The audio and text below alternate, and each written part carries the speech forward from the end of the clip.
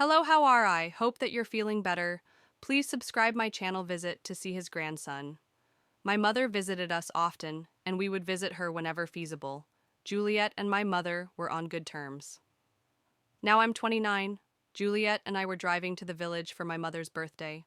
We left Caleb with Juliet's parents, and soon we were en route to the celebration.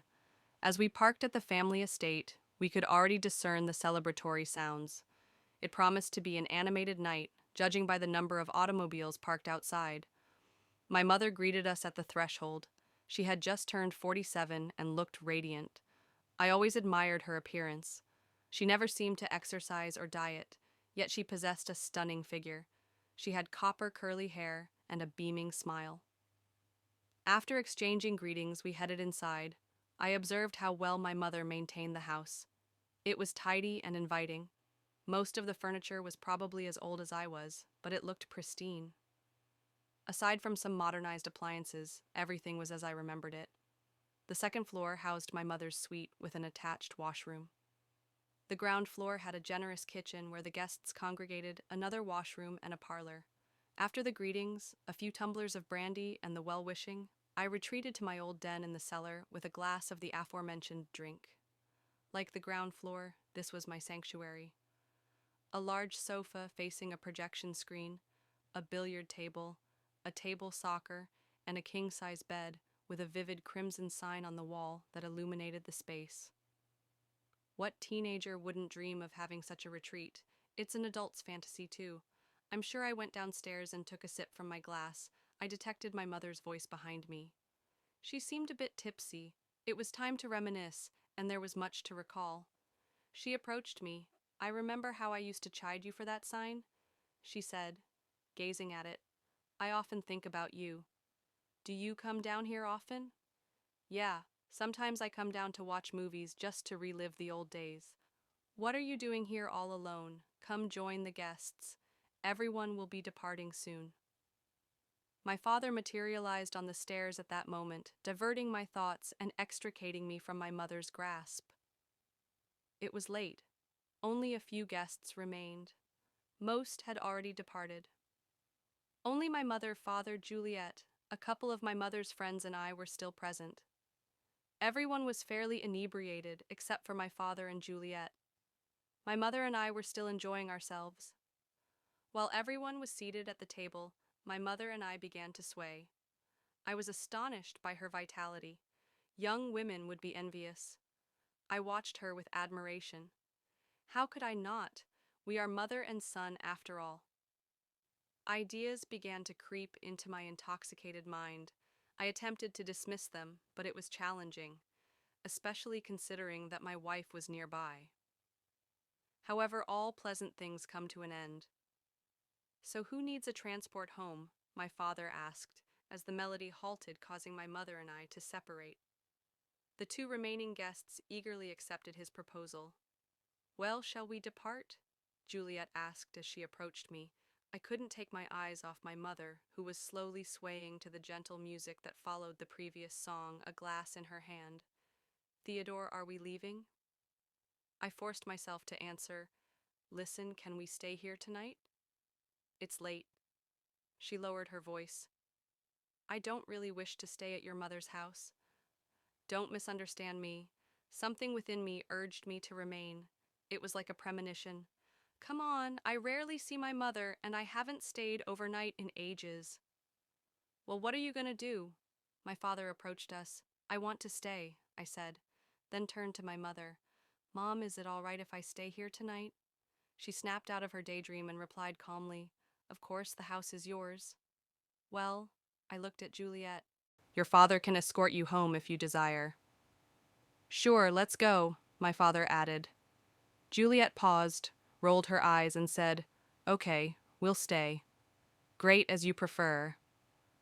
"Let's go, everyone," he called out to the remaining guests, and they arose. The night was far from over. Another hour elapsed while Juliet sat bored at the table, engrossed in her phone. My mother and I continued to revel, still quite tipsy. We kept dancing. "Juliet, what are you doing there?" "Come join us," I said, attempting to coax my wife. "Thanks, but I've had sufficient. I'm going to freshen up and retire." Thanks for the evening. Everything was splendid, she said to me and my mother.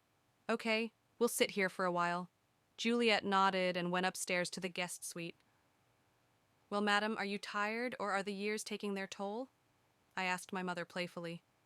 Watch your mouth, young man, she replied with a teasing grin.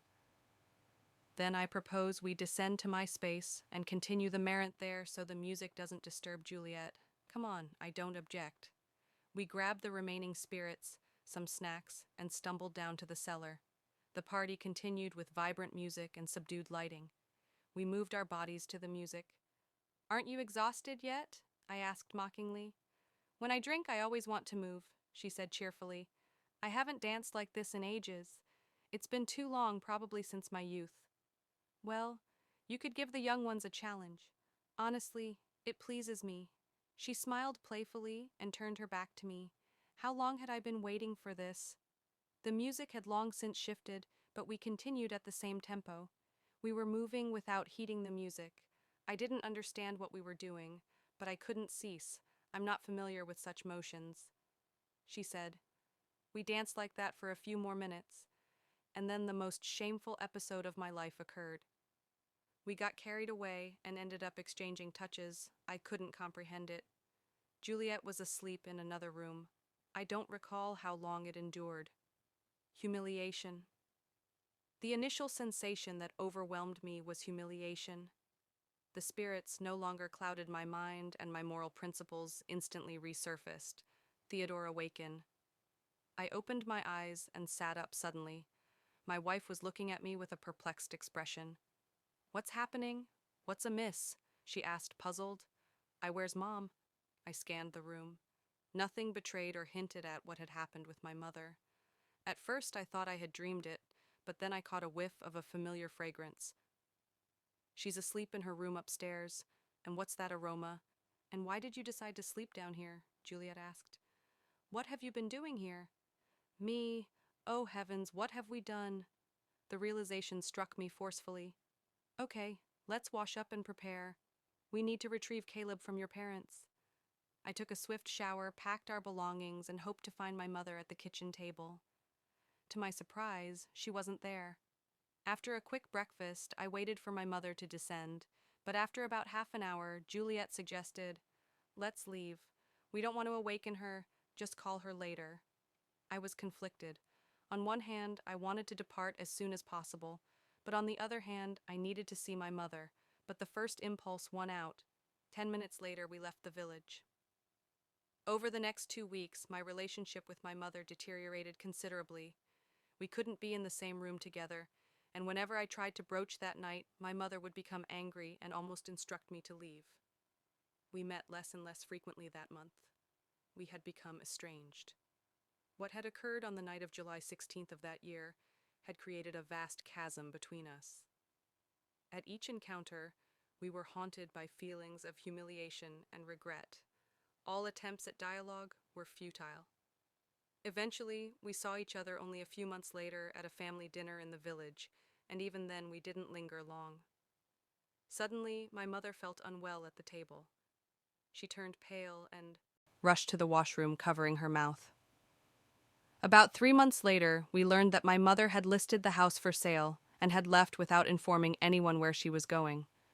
I am still plagued by feelings of guilt and shame, and I suspect she is too. Sadly, what happened proved too potent and shattered the bond between a mother and her son.